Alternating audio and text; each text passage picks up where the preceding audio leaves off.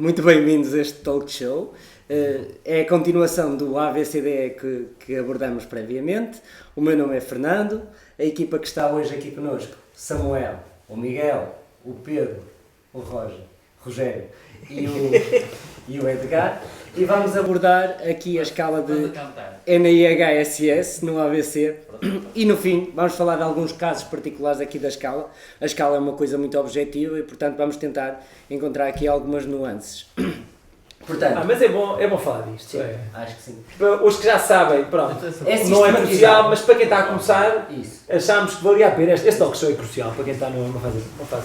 Portanto, a escala da NIHSS não passa de uma checklist que nos ajuda a avaliar as funções cerebrais afetadas, varia de 0 a 42 e, no fundo, permite-nos orientar um bocadinho aqueles síndromes vasculares que nós vamos abordar ainda mais para a frente.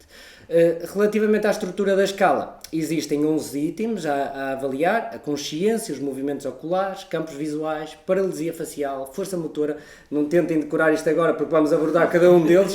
Força motora da perna, ataxia dos membros, sensibilidade, linguagem, disartria e negligência. E as pontuações podem variar, quer do 0 no normal e em alguns itens ir até 3 ou 4 em caso de déficit grave. Vai ser por essa ordem?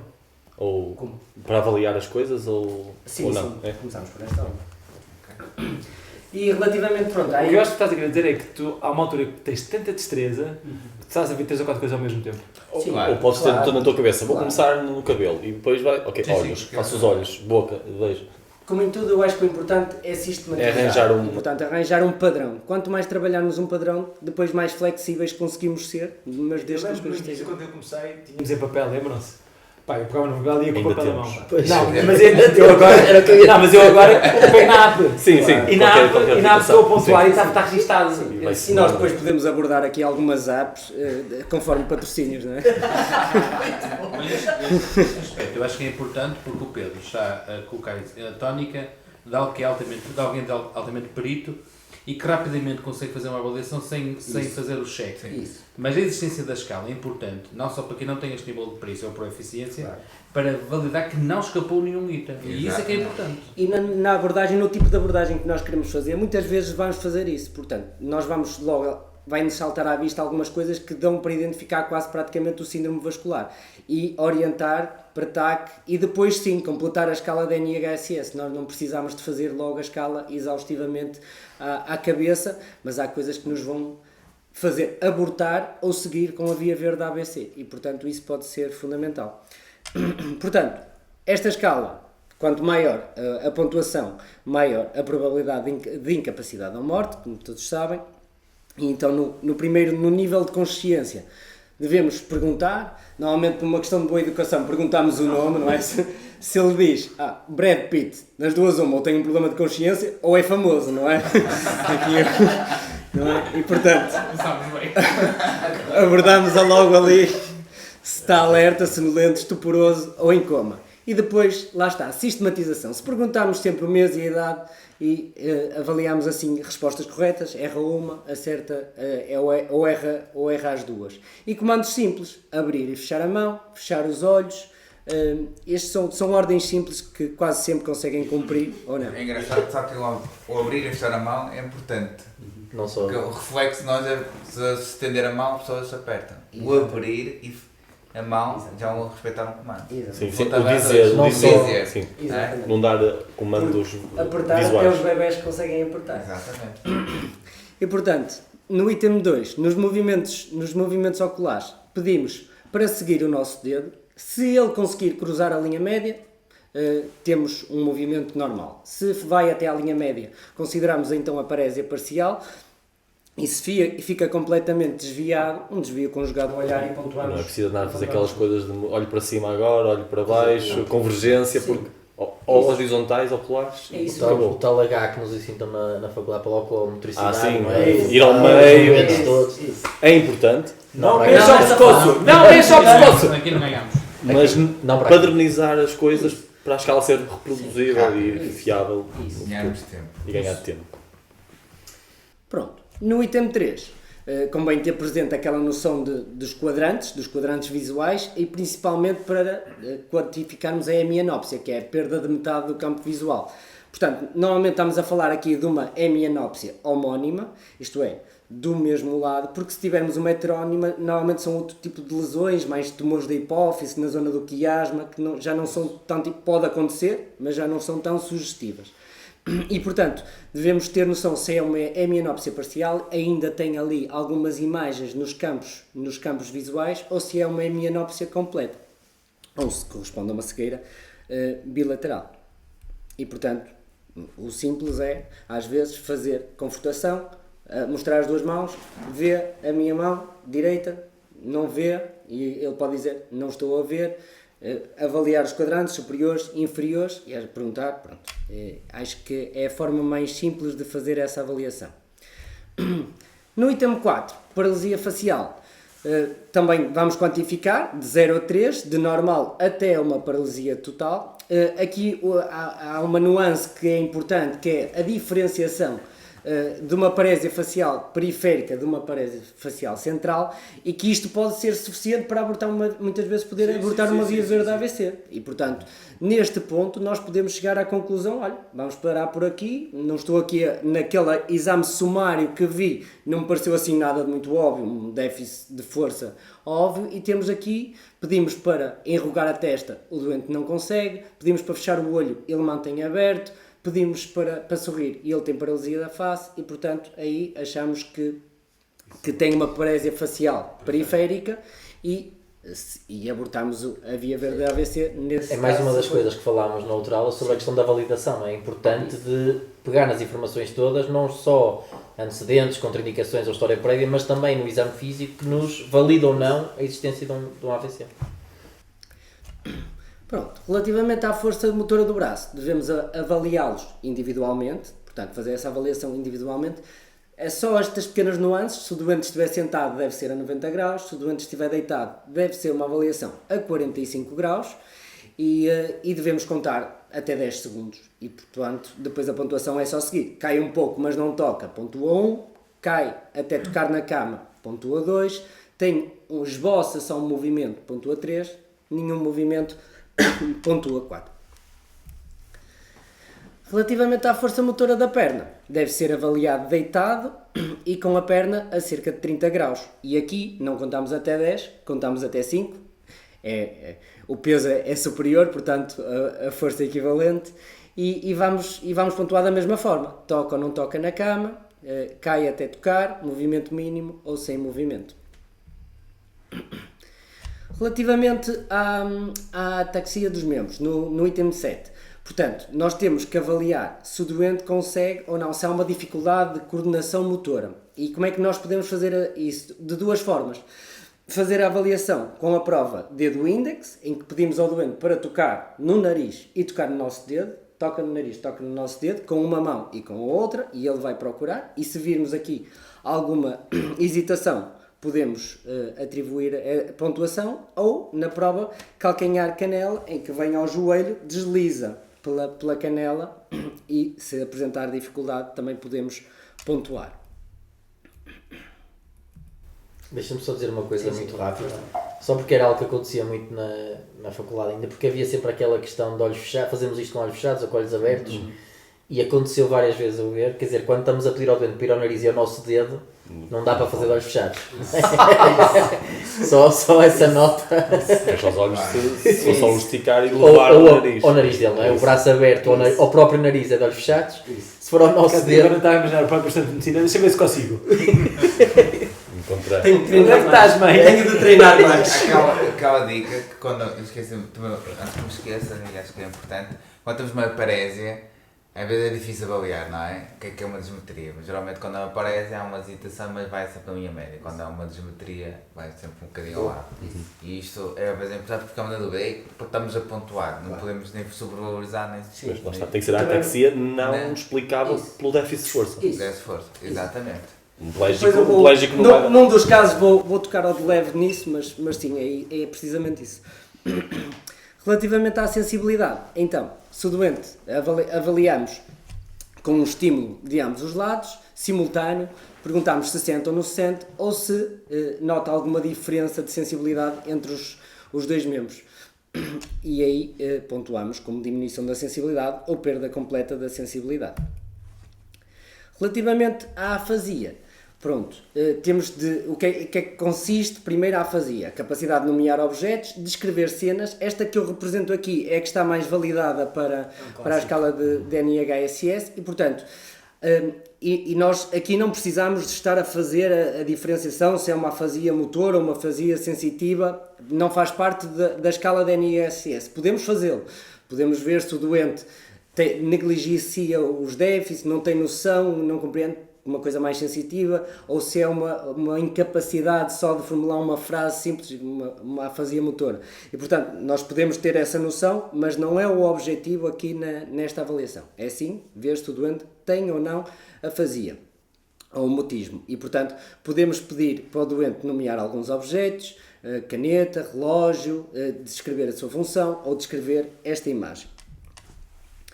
Relativamente à disartria, já não tem a ver com a capacidade de encontrar as palavras certas, mas sim de as articular. E, portanto, temos que ver se o doente tem ali a fala um bocadinho enrolada, mas é compreensível, ou se é uma fala completamente ininteligível, ou se é mesmo incapaz de falar. E isso está nas situações particulares que depois irei falar, como é que pontuamos. Mas, no fundo, aqui já está que pontuamos. Deixa-me só dizer uma coisa muito rápida, e é mais uma nota quase humorística, porque um doente com e sem placa é diferente. Acho que estás a pensar nos dentes, ele vai fazer os dentes. Não, porque já aconteceu. Portanto, saber se lhe tiraram ou não a placa e ter ou não ter a placa é importante na avaliação da disartria. Mas esta maneira de falar é diferente. Falta-me o dente. Está a perceber? A parésia facial. A parésia facial. Sim, isso. Acho que essa também é muito comum. É verdade. Pronto. E, por fim, a negligência. Avaliar-se o doente e ignora os estímulos de um lado do corpo. Isto, no fundo, é o equivalente neurológico a uma pessoa esquecer-se que tem metade da casa desarrumada e ignora e está completamente na boa, porque pronto, é isso. E, portanto, no próximo slide tem um pequeno vídeo que depois vocês podem ver relativamente à negligência, mas é precisamente isto, pedir ao doente para desenhar um relógio. O doente começa a desenhar o relógio, começa a pôr os números até de forma relativamente correta até ao 6 e depois, a partir daí, começa a ter bastante dificuldade. E aqui enquadra-se também a nosognosia, que corresponde a não ter esta ausência de noção de déficits. Os doentes podem, e nomeadamente quando há atingimento do lado não dominante, do lado direito, normalmente os doentes têm isto, é a perda de noção esquerda e este negleto. No fundo, a contraposição à área da linguagem, não é? No território dominante. Isso mesmo. Pronto, aqui será o pequeno vídeo que vocês podem depois visualizar. Fica disponível no Google Classroom da aula. Isso. Pronto, e vamos só tocar ao de leve aqui nos casos particulares, nada de muito elaborado. Só um bocadinho atrás, naquela negligência, é importante muitas vezes estimular bilateralmente, ou seja, ir para o lado que nós achamos que o doente está a ignorar e falar com o doente a partir daí e ver muitas vezes que ele procura primeiro no outro lado e não para nós. Vamos falar, por exemplo, um doente que tem hemiplegia esquerda e muitas vezes pode não ter noção. Podemos pedir para ele tocar no braço direito e ele não vai sequer ter noção de que está ou não a tocar isso, a mostrar-lhe, tentar, é isso. Eles muitas vezes nem têm essa noção de que... E nos campos visuais, muitas vezes aquela extinção visual, ele reconhece que estamos a mexer a mão esquerda, reconhece que estamos a mexer a mão direita, mexemos as duas, só estamos a mexer uma. Isso. Ou ao toque, que é muito isso. Não é divertido, mas é muito interessante ver, mas acontece. E sendo o toque, o simultâneo só reconhece a estimulação visual. Isso. Pronto, então, nos casos particulares, temos então aqui um primeiro caso dos doentes, aquilo que já falámos, no fundo é um pouco daquilo que tudo já falámos, mas da afasia grave ou mutismo. No fundo, aqueles que interessa ter numa passagem de turno, não é? Aquelas pessoas que não opinam nem atrasam a passagem de turno. E portanto...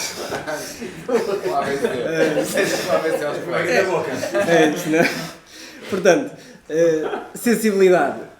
temos que avaliar com base nas reações não verbais, não é? A pessoa não vai comunicar, temos que estar muito mais atentos às gases de dor e, portanto, será aí que devemos valorizar. Na disartria, damos uma pontuação automática de 2 pontos e na linguagem a mesma coisa, uma pontuação automática de 3 pontos.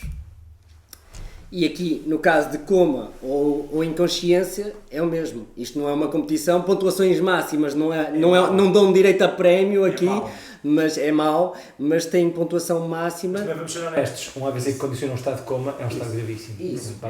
Alguns da circulação posterior. Isso. Se calhar aí já pode ser mais um doente crítico. Crítico. Que bom. Se calhar aí já aceita. E, portanto, damos máxima pontuação na consciência, nos movimentos oculares e na negligência.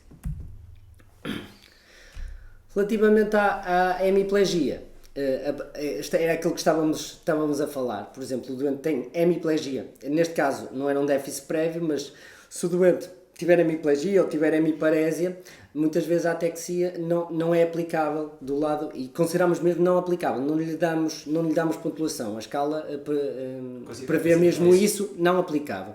E, portanto, acabamos por fazer uma escala que vai até 40 e não até 42.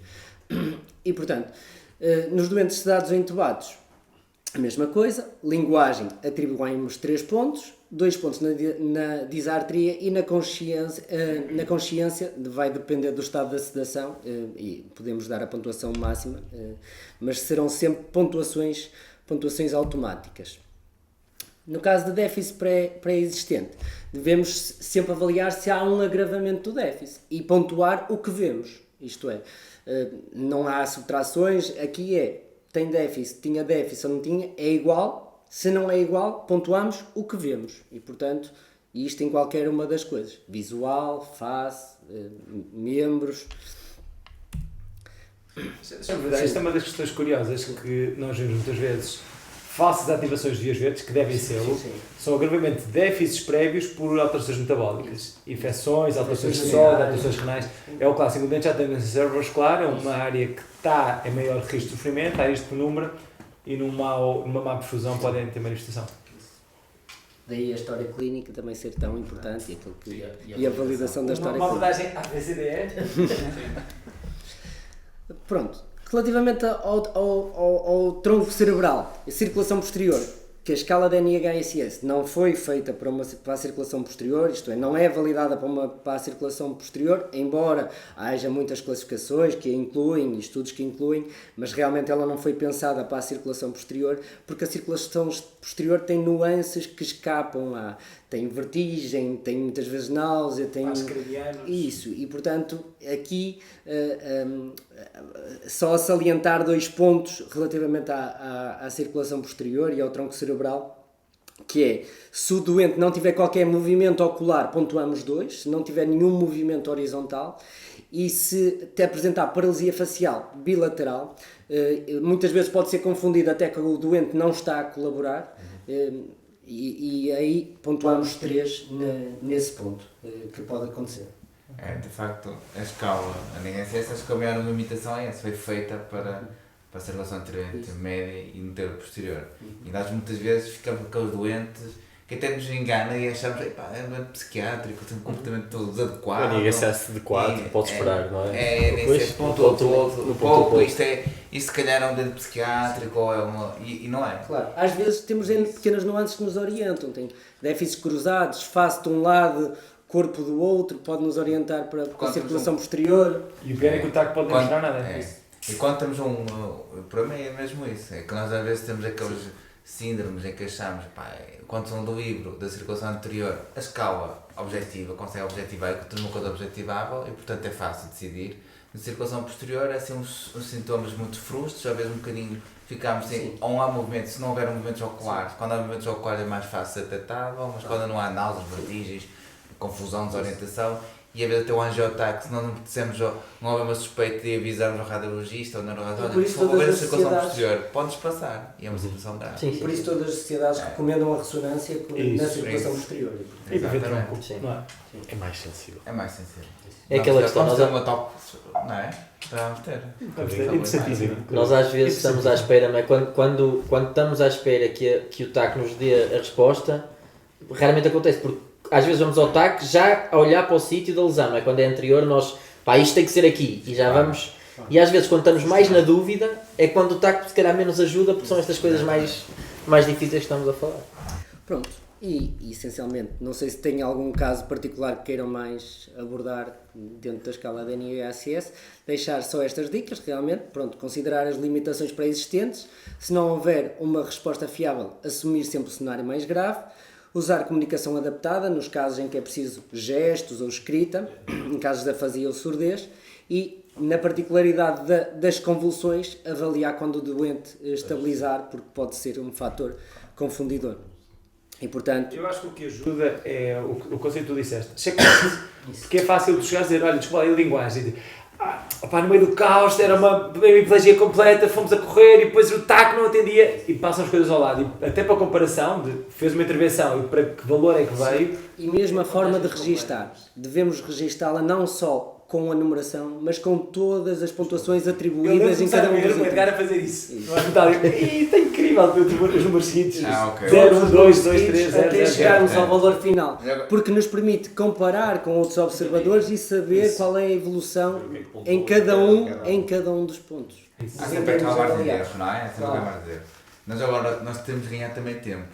E se calhar, de uma forma incorreta, às vezes eu avanço um bocadinho, não faço a escala, faço no final, pontuo. Mas o que eu quero saber, porque eu percebo, uma pessoa percebe rapidamente que os erros são concordantes com uma oclusão, uma suboclusão de algum vaso, e percebemos que o ONSS vai andar por volta daqueles valores e depois confirma-se na escala. Mas nós, às vezes, isto depois é conforme as equipas treinadas, e por isso é que é importante termos equipas Dedicadas, com grandes Mas críticos. deixa-me ouvir isto. Não faz antes de quê? Acaba a Às frase. vezes, não há vezes decisão de fibrinose. Sei que vai ter um NSS alto, vai ser um NSS pontuável para fazer fibrinose. Às vezes também percebo que até tem um NSS baixo, mas já um déficit cortical ou um déficit major, uma afasia que até pode pontuar pouco, ou uma parésia no membro que é muito importante para o direito, que é o destro, por exemplo. E isso às vezes, ou seja, a escala é bom para nós termos um ponto de referência de comparação de evolução. Para a decisão, se calhar, cada vez, na minha opinião, é importante para a decisão, mas não é tão crucial. Mas tu dizes desculpa, só para não perder.